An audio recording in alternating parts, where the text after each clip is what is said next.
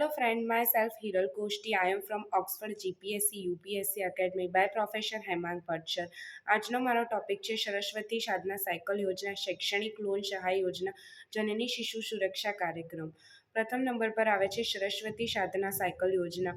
આ યોજના અંતર્ગત ગરીબી રેખા નીચે જીવન જીવતા કુટુંબોની દીકરીઓને શાળાએથી ઘરે જવા અને ઘરેથી શાળાએ જવા માટે મફતમાં સાયકલ તથા તેના માટે 2500 રૂપિયાની સહાય કરવામાં આવે છે.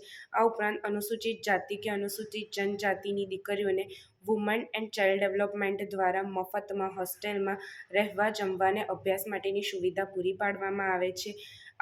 તથા તેની આગળની યોજના છે શૈક્ષણિક લોન સહાય યોજના.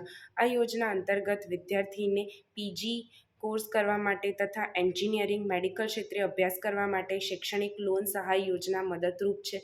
તેમાં 5 લાખથી લઈને 25 લાખ સુધીની રકમ આપવામાં આવે છે. વિદ્યાર્થીનો અભ્યાસ પૂર્ણ થયા બાદ તે વ્યવસાય કે નોકરી શરૂ કર્યાના બાદ 60 હપ્તામાં એટલે કે 5 વર્ષમાં લોનની ચૂકવણી કરવામાં આવે છે. આ યોજનાનો લાભ વિદ્યાર્થી કોઈ પણ જાતિનો હોય તે લઈ શકે છે. તેના માટે જો તે શહેરી વિસ્તારમાં રહેતો હોય તો તેની વાર્ષિક આવક 1,03,000થી વધારે ન હોવી જોઈએ અને ગામડામાં રહેતો હોય તો તેની આવક 81,000થી વધારે ન હોવી જોઈએ. ત્રીજા નંબરની યોજનામાં આવે છે જનની શિશુ સુરક્ષા કાર્યક્રમ.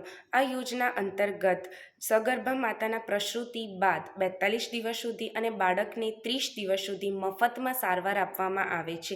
આ ઉપરાંત તેમની સારવાર, તેમની દવાઓ, તેમની લેબોરેટરી તપાસ અને જરૂર પડે તો એમ્બ્યુલન્સ અને લોહીની સેવા પણ પૂરી પાડવામાં આવે છે. આ યોજનાનો ખર્ચો એ કેન્દ્ર સરકાર અને રાજ્ય સરકારના બજેટમાંથી પૂર્ણ કરવામાં આવે છે.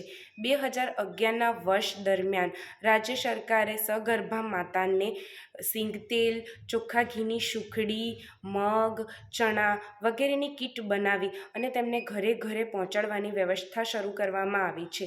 જો માતાનું પહેલું બાળક સરકારી શાળામાં ભણતું હોય તો તેને આ કીટ શાળામાંથી પૂરી પાડવામાં આવે છે.